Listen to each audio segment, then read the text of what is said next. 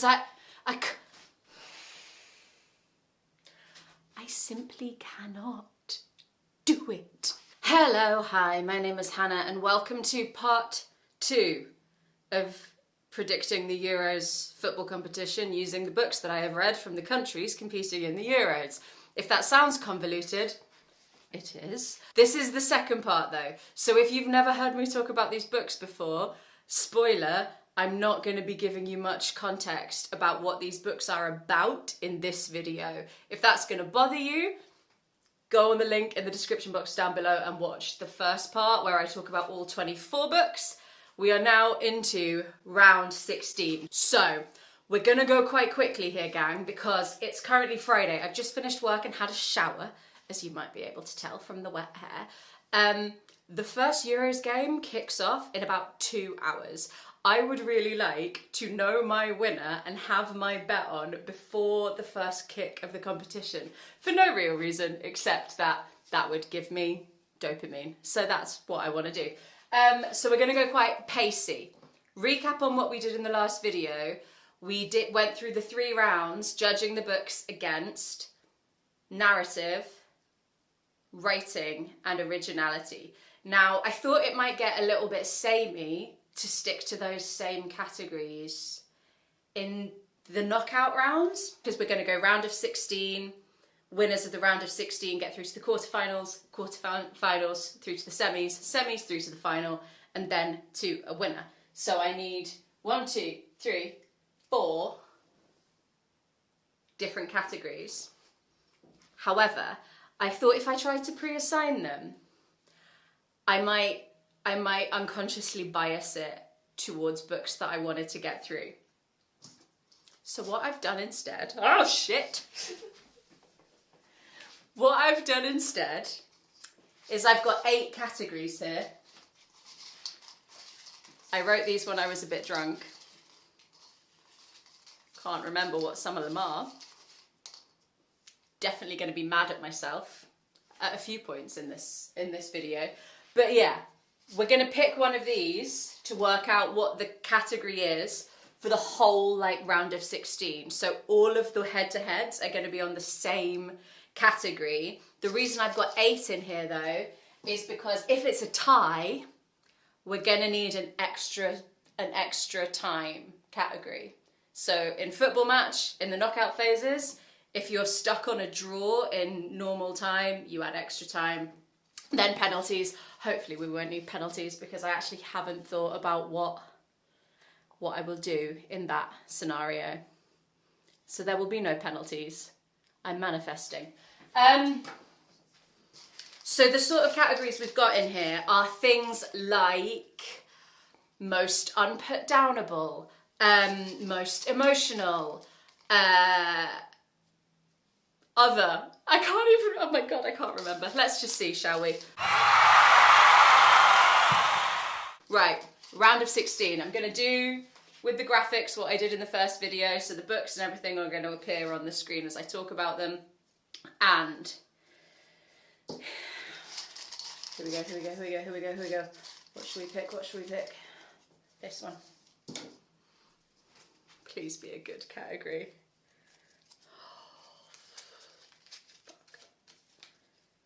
Most surprising.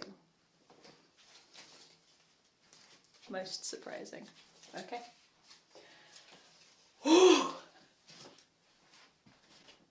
Why am I nervous? What's wrong with me? Right. Scotland v England on most surprising. This is Poor Things versus The Call. I mean, let's talk it through. We'll give the books their dues. I mean, Poor Things is a very surprising book in that it's structurally surprising because it's got this nested narrative going on. And the actual premise is an unusual, surprising premise. So that's pretty strong. The Call is a much more straightforward narrative. So it's not structurally as surprising and there's no kind of twists. However, it took me on a longer journey than I was expecting that book to take me on. And it was a windier path than I was expecting. But it's got to be Scotland. It's got to be Scotland with Poor Things. It's probably not a huge amount in it though. Oh, is there? I'm going to go... I mean, the scores don't really matter because, you know, they don't matter because it's just a straight who's won. But for the sake of filling in the score on my little chart, 2-1 Scotland.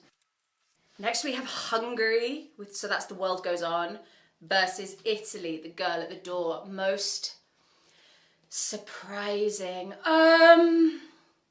I think this is going to have to go to Hungary, you know, because I do think there is an advantage in a short story collection in the you know, you've got that kind of like slate being wiped clean between each story, so each story has the potential to kind of spin off in a totally different direction. So I am acknowledging that a short story collection, The World Goes On, probably does have like just an edge in terms of genre. And I don't think, although I did really enjoy The Girl at the Door, the surprise of that book, like the confrontation of that book, is really like the thing that happens right at the start, with that girl showing up and accusing the professor of assault. And so in some ways, like, just the way that book is structured, it's the big kick at the start and then the unspooling of all of that. So yeah, not super surprising, but I'm going to deduct a point from Hungary just because I feel like it had an advantage. So we're going to go 1-0 to Hungary on that one. And then Spain versus France. Oh no! Oh no! Oh, shitbags. So this is The Book of All Loves, which I didn't understand. Oh no, it genuinely was incredibly surprising because I didn't know what it was getting at until right at the end, and then I like just pipped it to the reveal. So about like half a page before it was actually revealed, I was like, oh my god, I think it's... And it was. And I did have that, oh my god. Oh no! Because I love The Birthday Party. And I was so angry in the last video that I thought The Birthday Party wasn't going to get through to the round of 16. I cannot have The Birthday Party go out in its first head-to-head match. And it is a surprising book. It's actually an incredibly surprising book. It's just the surprise in The Book of All Loves is like an acute, like, boom, here's the surprise. The surprise in The Birthday Party is like a slowly revealed, ominous surprise. And, okay, look at her, just being so fucking biased. And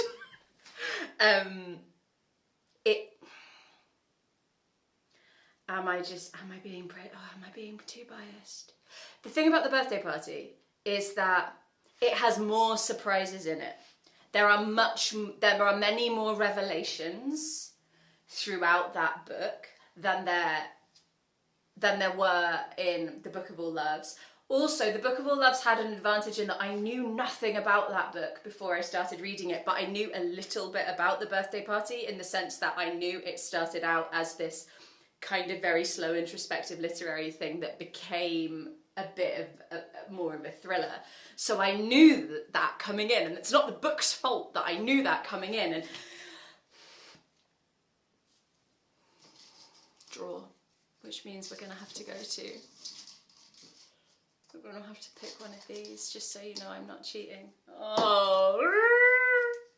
So what I'll do is, if for any other extra times needed in this round, it's going to be the same category, or I'm going to run out of categories. Right. Most immersive. Thank fuck The Birthday Party can win. Do you know what? Okay. They were both immersive in their own way. It is still going to be close. The Book of All Loves had moments of being really immersive and beautiful, but I think, as I said in when we were talking about narrative and structure, for me there were the stretches where there were the definitions were too long versus where the rest of the storyline was happening, which meant that I did find it got a little bit tedious. It stopped me getting fully immersed. But the birthday party, fuck me. I stayed up late to read that book, and I haven't done that in a really long time because I'm such a sleepy boy, but yeah. That's going to be France, but it is going to be, I think it's going to be 3-2. And I am sad about the Book of All Loves because I think valiant match, but it's going to France. Okay, next match we have Denmark versus Turkey. And if you watched my last video, you will know that there's no way in hell I'm letting Turkey win this. Sorry, Turkey, no offense to any Turkish viewers. I just didn't like that book enough for it to be in the round of 16, and I'm mad at the maths, but here we are. But genuinely, Olga Rounds, The Employees, was so odd, and it was surprising sort of as it's in its conception, in terms of like what the book actually is, and the things that ended up being explored. I don't think surprise is its most sort of weighted feature. I don't think it's like the most surprising book of the books that we're gonna do, but it was at least innovative, and I never quite knew what was going to happen on the next page.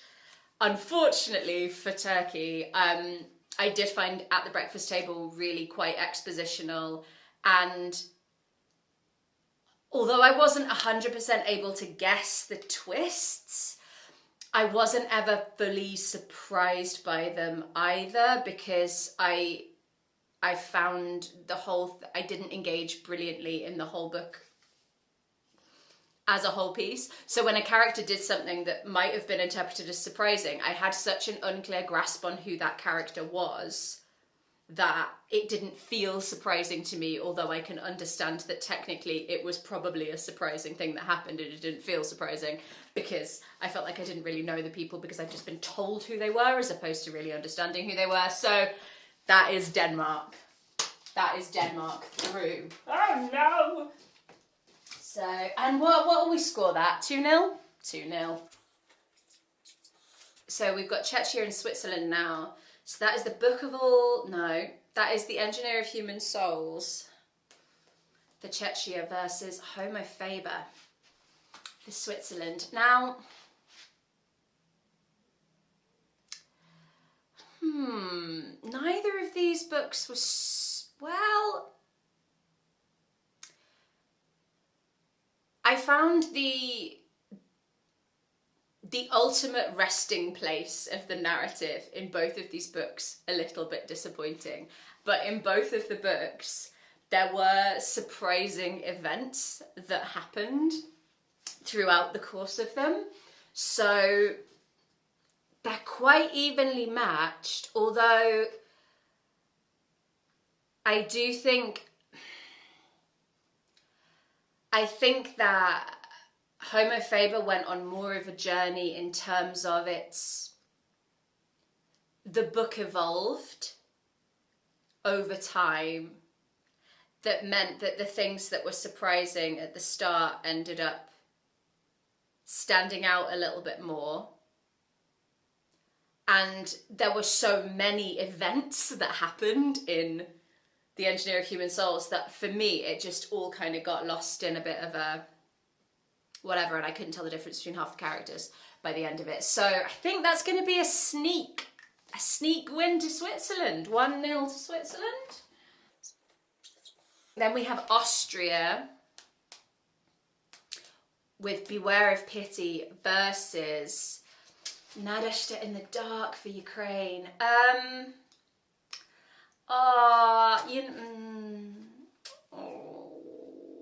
This is... I don't like this. Let me have some juice on it.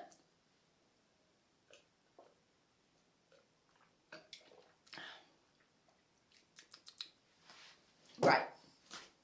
So, Beware of Pity. Beware of Pity is surprising in the sense that you think the narrative is building around war and like what this guy has done in a like combat scenario that has led him to be considered a hero, but for him to be a very sad man. And it ends up being much more of a domestic, emotional, sort of relationshipy drama, which I did really like. And actually it had a thing which, while not 100% surprising, did gut me. It really did gut me. So that's like, it's like, again, it's a book that I don't think sets out to surprise you so much as to invert your expectations slightly. And I think there's quite a few books that are like that in this series of books, not this series. And then Nadezhda in the Dark, I guess, is surprising. The surprise in that is more about where the mind goes in moments of quiet intimacy, and sort of the fact that almost no time passes during the present of the narrative, and yet we travel to Ukraine and into other countries, and we explore lots of different characters. And I liked how the life story of the speaker was woven into this moment, and so kind of it is a little bit surprising in terms of its construction, but it isn't a very surprising book. And I think Nadezhda in the Dark is gonna lose. I'm not mad, because I did really enjoy Beware of Pity. I do think it deserves to win, but I think I'm at the point where like I'm so fond of so many of these books, and I haven't actually put any real thought into like what book I would most like to win. So I'm going to be feeling some feelings quite publicly. That's fine. What's going to be the score? I mean, again, it doesn't really matter. Austria, Ukraine. It's quite close. 2-1. Okie dokie. Belgium versus Albania, and this one is probably going to be more of a clear winner. Although, I mean, okay, so the Traitor's niche, she still can't say that word. The Traitor's, was surprising in the smallness and personalness and individualized way that the author approached very historical fiction, which I think I mentioned in the last video. Like, I think it's quite common in historical fiction for people to kind of go big and grand with the world building, and he really makes it quite, you still get a real sense of kind of place in the book, but because he focuses so specifically on these individual characters that are involved to varying degrees with collecting this head to be displayed in the Traitor's. I think that as an approach is quite surprising. And again, I'm always going to be battling this discrepancy of books that I had an understanding of what their plot was before I started reading them versus books that I knew almost nothing about. And this was one that all I knew about this was that it was set during the Ottoman Empire. That's all I knew. The actual plot wasn't super surprising though. But I Who Have Never Known Men takes a couple of real specific shifts in the narrative. It's got quite a clear like part 1, part 2, part 3. and the way that it ends up veering between those sections, I didn't ever see coming. And I also just, there's a fly. Don't make noise. Just stay fucking there. Stay fucking there. Yeah, it just was more surprising. It just was more surprising. And I know it's feeling unfair at the moment that like books are losing out because like that's not the category that they were ever going to be strongest in. But I think that's the only way actually of replicating. I'm not trying to find genuinely actually the best book, because that's not actually how tournaments work. And it does depend on the situations that you're up against in each of these. Whatever, she's waffling. Never mind. I'm going to call that 3-1 to Belgium. And finally, here we go. Most surprising for Portugal. Well, no, the Netherlands versus Portugal. So this is The Book of Strange New Things by Michel Faber versus Until Stones Become Lighter Than Water by Antonio Lobo Antunes. And I can't let Portugal go through. And I don't need to, because The Book of Strange New Things is... Some of the books have gone through on this, like on technicalities or me stretching where things are going. Genuinely, this was a very surprising book. It was surprising in its treatment of its subject matter. It was surprising in the journeys that it took its characters on. And yeah, The Book of Strange New Things is a surprising read and manages to sustain that over quite a long book. And Until Stones Become Lighter Than Water, it was surprising how much I didn't understand. Someone commented on the previous video being like, you did choose like one of the hardest Portuguese authors to read, so I feel a bit less bad about how much I just didn't understand that book. But yeah, it didn't surprise me as a reader, because I didn't understand. And also that is a book that is dealing far more with inevitabilities.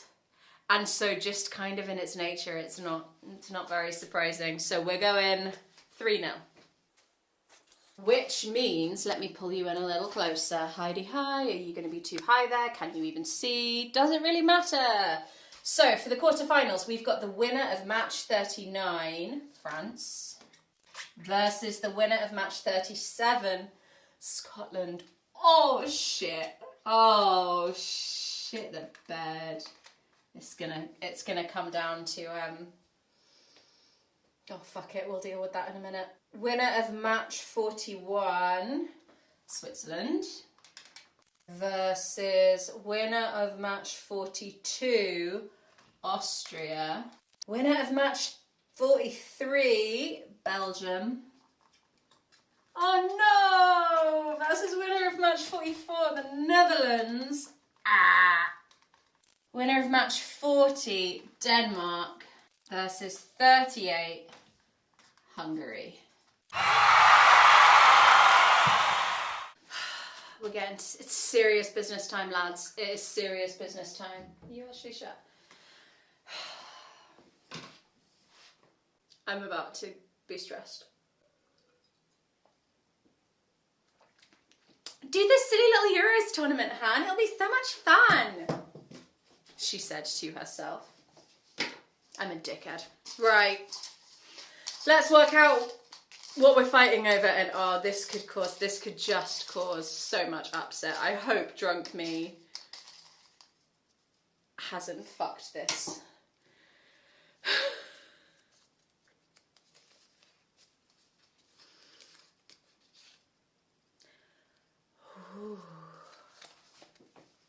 Most likely to read this again. This is editing Hannah, who has just realised, yes, I did misread that as most likely to read this book again instead of most likely to read this author again.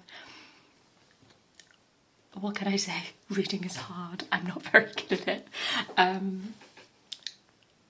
The good thing is I consistently misunderstood it across the entire round, so I don't think it really matters. But yeah, that's me not being able to read.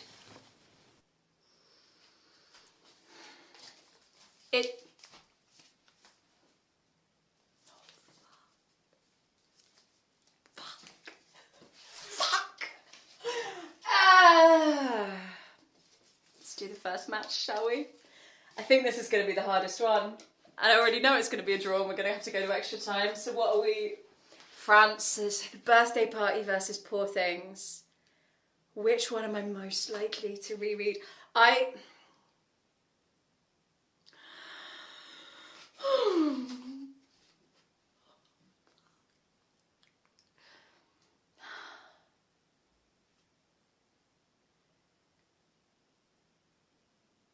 mean, hand on heart, I am probably much more likely to reread Poor Things than The Birthday Party. The Birthday Party, I think I would reread for, like, understanding, like, the craft of writing. I might revisit certain sections of it. And it would be interesting because it's such a foreboding book. I do think it would be interesting to read it again, knowing where the narrative ends up.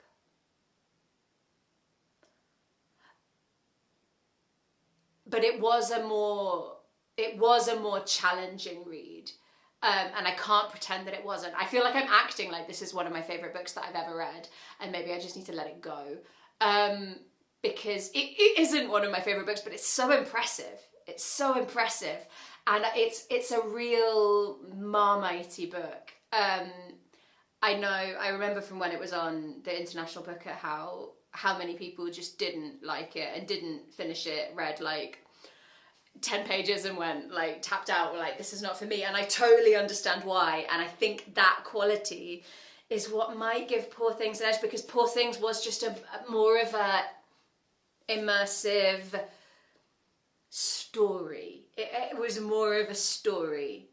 And yeah, oh shit, it's Poor Things. The thing is, they can't all go through. There has to be a winner. For fuck's sake, Hannah. Oh, it's close though. Oh, it's... Two... I'm going to go three... No, I'm going to go 2-1. 2-1. Okay. Next up, Switzerland's Homo Faber versus Austria's Beware of Pity. And if I'm honest, I'm very unlikely to reread either of these books.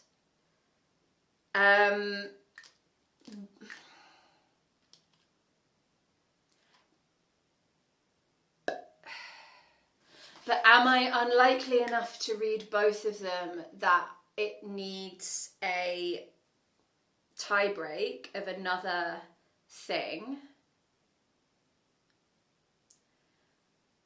Or...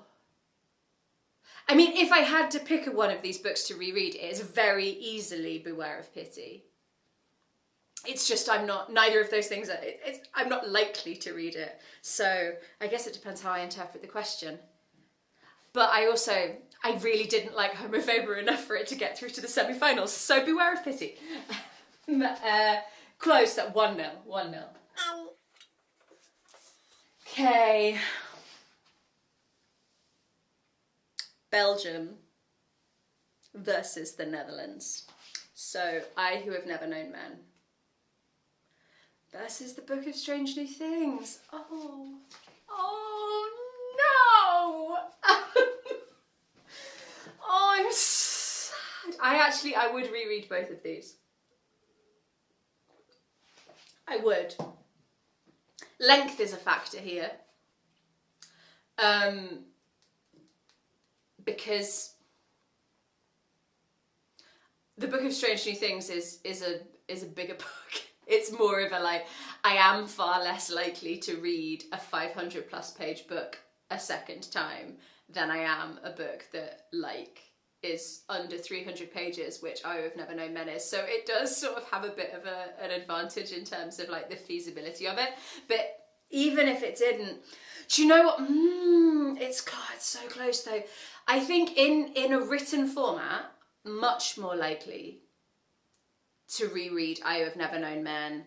And I think when I read it, because I vlogged it in January, reading that book, and I think I said at the time that I would be interested to reread it. But do you know what I really would read is the audiobook of the Book of Strange New Things. I think if that had a good audiobook, I would be as likely to pick that up. And I'd be really interested because I read that book for Jen Campbell's Patreon book club, and Jen reread it and was it Jen, was it you or was it someone else in the Patreon was talking about hearing the words be said, and because language is a big part of the book and understanding so actually I would really like to read the audiobook because I would like to hear the language that he invented for the Oatians. So extra time. Just so you know, I'm not planting it. Let's see.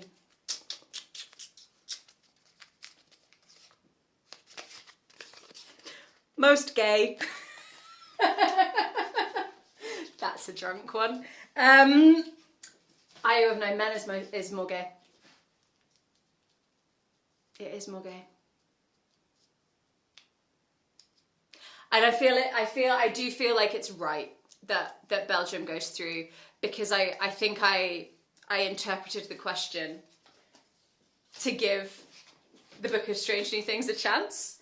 And really I think it's Belgium. But I am gonna call it like 4-3 because I really liked them both. And I would, as I say, I would reread them both.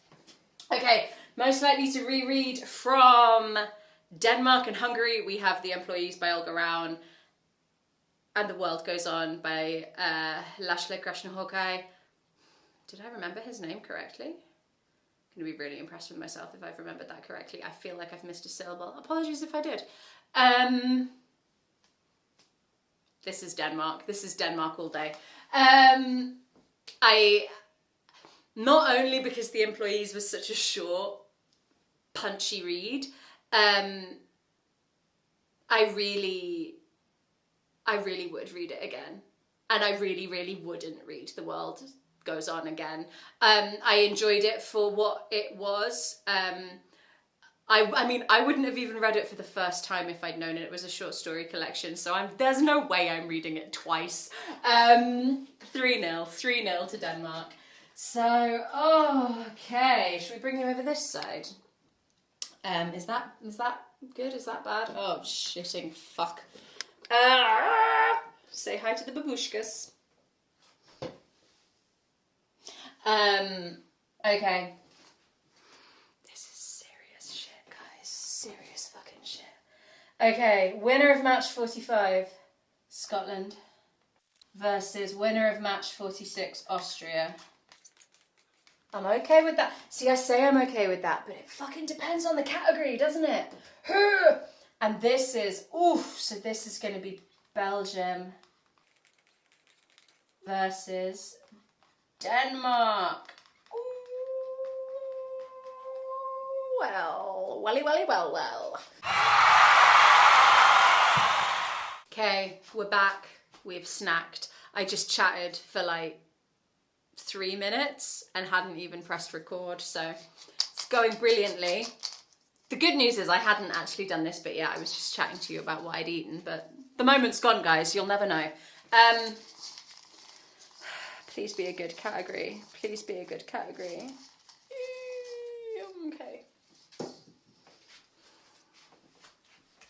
I didn't do the thing where I showed you it in one continuous take, but I'm not good at magic or sleight of hand. Most enjoyable. Most enjoyable.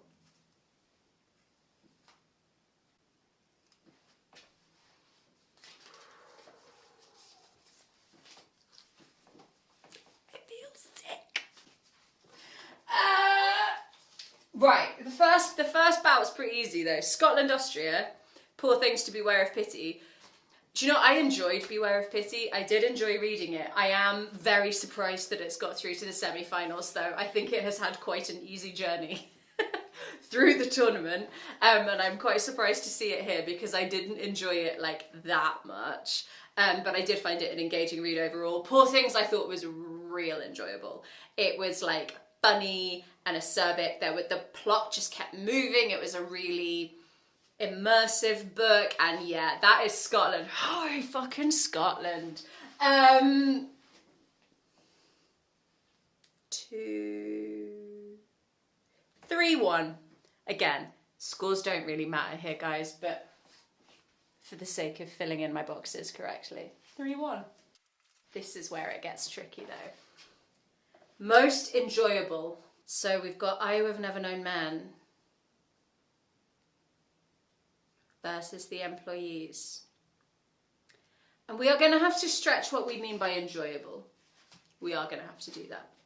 Because both of these books are frustrating reads by design. Very engaging. If the word was most engaging, maybe that's what I should have said. Because like a lot of the books that I read for this challenge were not enjoyable in the sense of being like, oh lovely, I'll just read this very enjoyable book about very enjoyable things. So I'm gonna instead say like the one where like I enjoyed the reading experience more.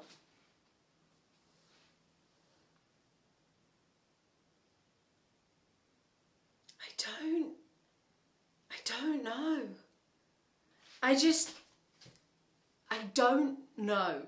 I don't know.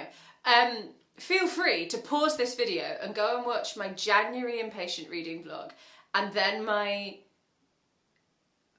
February impatient reading vlog, and then, was it February or was it March? Maybe it was March. Check. Watch them, see how I felt about them at the time, jump in your little time machine, come to my house now, tell me, and then pop back and hit play again. I'll wait for you to show up.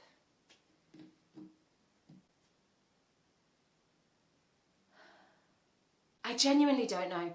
I think the enjoyment of The Employees was more a like puzzler. It was more of like what's going on here? What is happening? So it was a more of like a head scratcher. And I Who Have Never Known Men was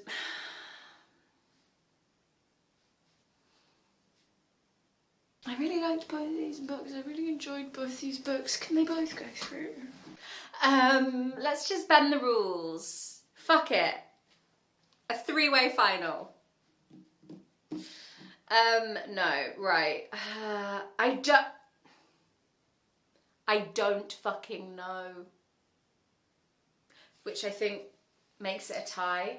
I mean, is it the semi-finals if one of them doesn't go to extra time, right? And we've got plenty of categories here to choose from, so we're going to go for that one. And I feel like I like these books equally, so I feel like there's not going to be a category that is going to unfairly swing it. Most likely to recommend. Oh no. To who? To who? Like, if someone likes speculative fiction, I would recommend both these books. Oh, fuck, do I have to work out how to do penalties? No, come on, Hannah. Put your big boy pants on.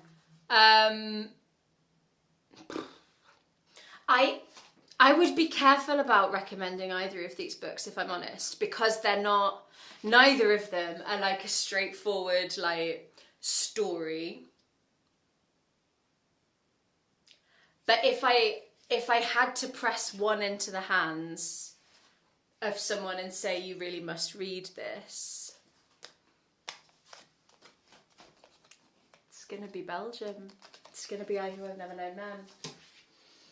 But it's gonna be fucking close. It's gonna be close. It's gonna be 3-2 to Belgium. Holy Mother of Christ. Okay. So that means our final is Scotland versus Belgium. And you know what I think we could do?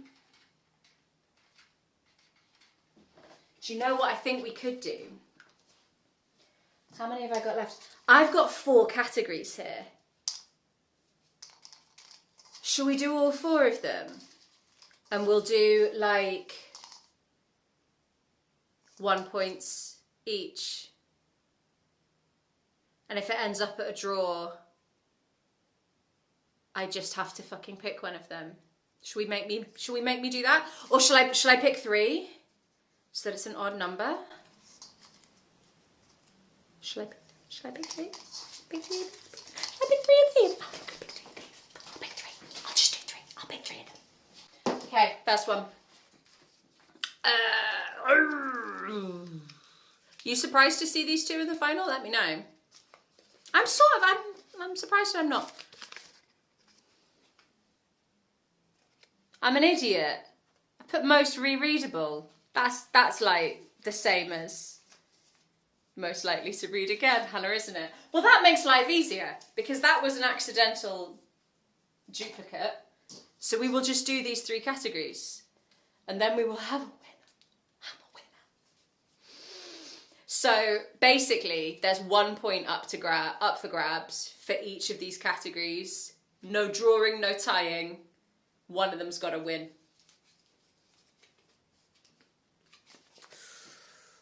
Characterization. Oh, it's so hard because they're so different. I mean, because Poor Things has this like melodrama almost to the characters. It's very like riffing on the Victorian novel. And so, I mean, there's a huge amount of subtlety and sensitivity there, but in some ways they don't feel real because they feel very much like characters. And that's the joy of it. That's part of the like charm of the book. But the characters in I Who Have Never Known Men are really interesting because these are women who don't. The main character has no memory of her life before she was kept in this cage. And in some ways is a bit of a social blank slate. But her human psychology and the way her mind works was so hyper realistic that like it's like chalk and cheese in terms of like how each of the books approached characterization. And because their approaches were so different, it's really hard to say who did it better when their aims were so divergent to begin with. I mean,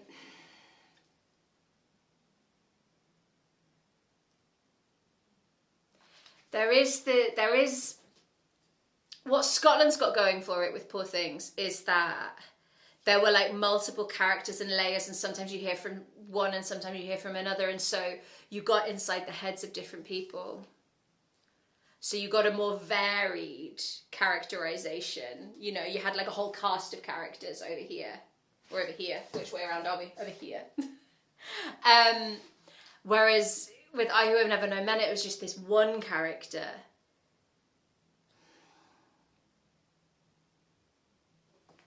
I think I'm going to give that point to Belgium. Because I think what Jacqueline Harpman was doing with characterization in that book is harder to pull off. And that's the police coming to get me for Dis in Scotland. Okay, so that's currently 1-0 to Belgium. Oh shit. Next one.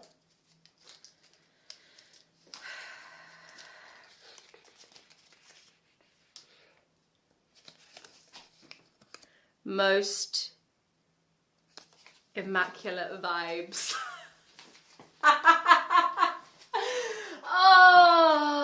Oh, most immaculate vibes. Why am I such a dickhead?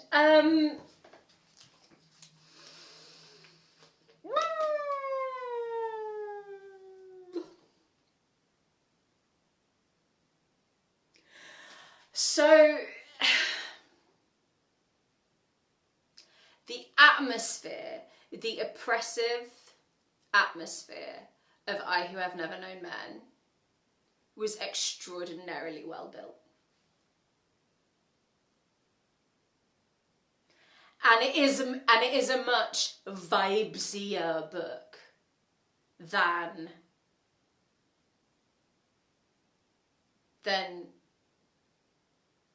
Poor Things. But I mean, the vibes of Poor Things were incredibly enjoyable. Hugely enjoyable. But the vibes probably weren't the main thing.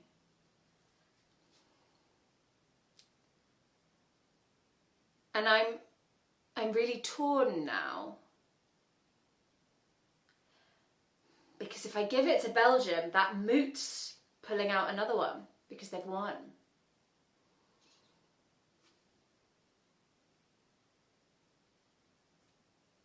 Have they won? Who had the more immaculate vibes? I mean,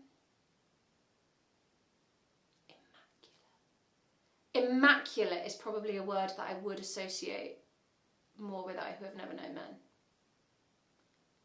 than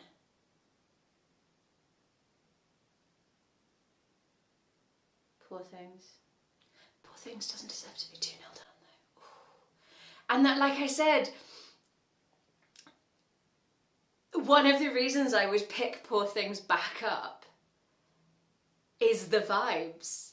The vibes were excellent. They were excellent vibes. They were. Oh, but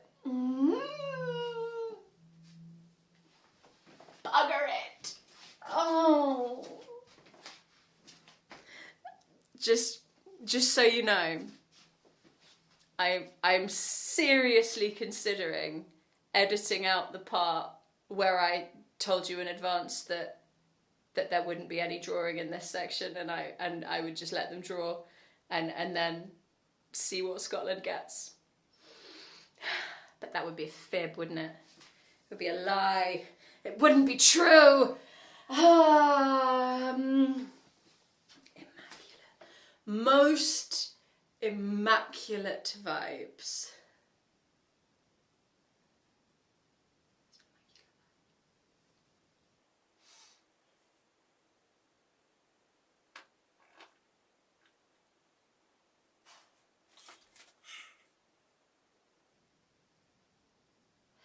But the vibes of Poor Things, though, the vibes of Poor Things carried the book. It might not have been the main part of the book, but the wit and the humour and the wryness and the silliness of it is what enabled Alistair Gray to pull off that bonkers plot.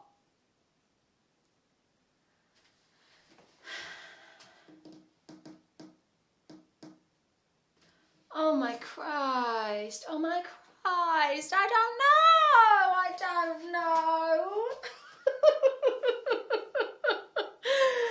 Oh.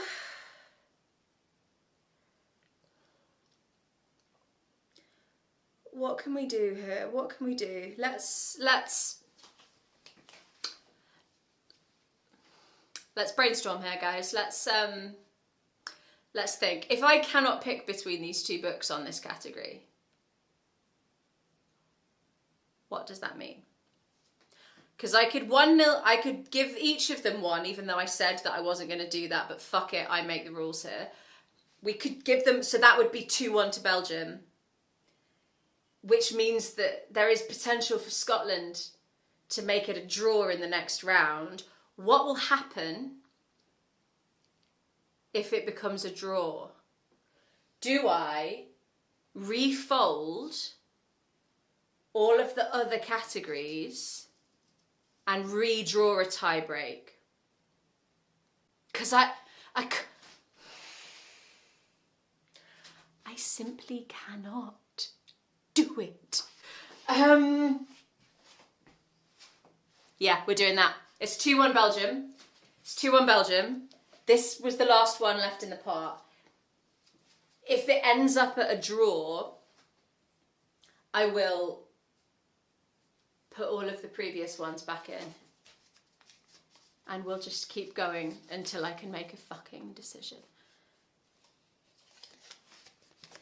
Most emotional.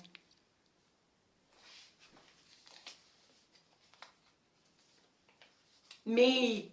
I'm the most emotional. Most emotional.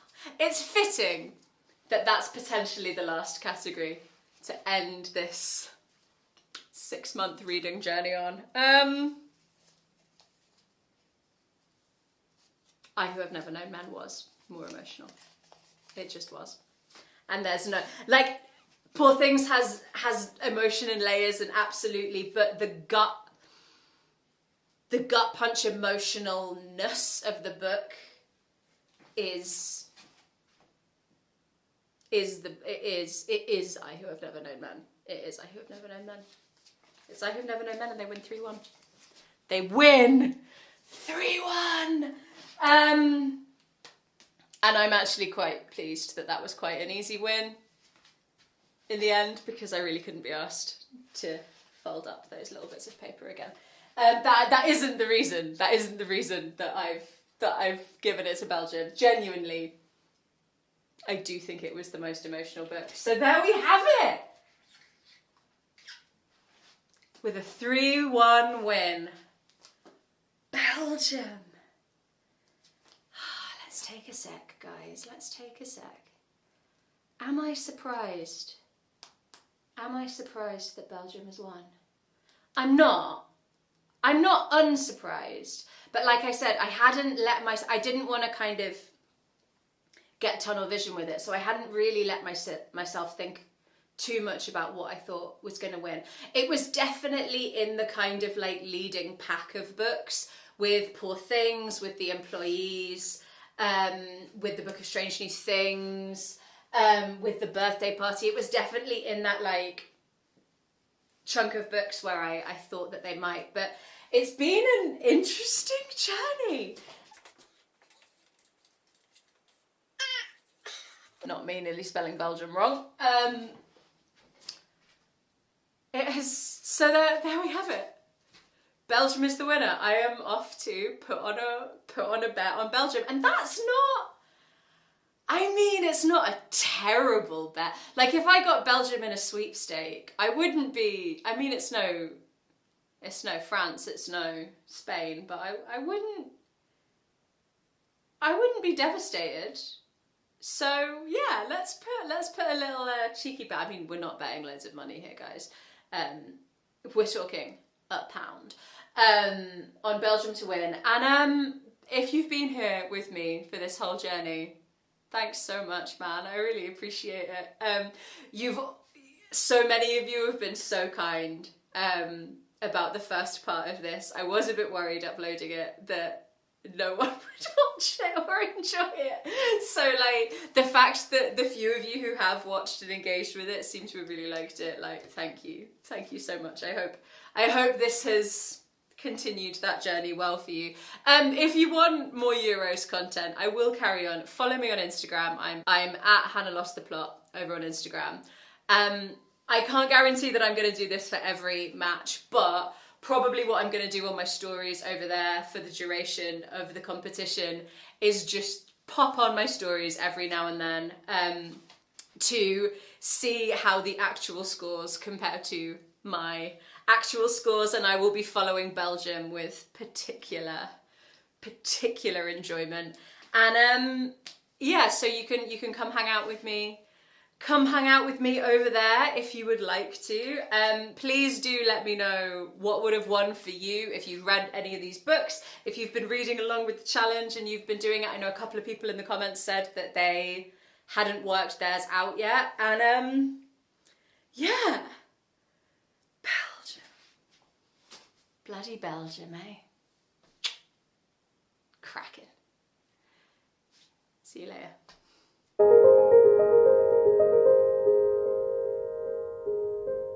Thank you.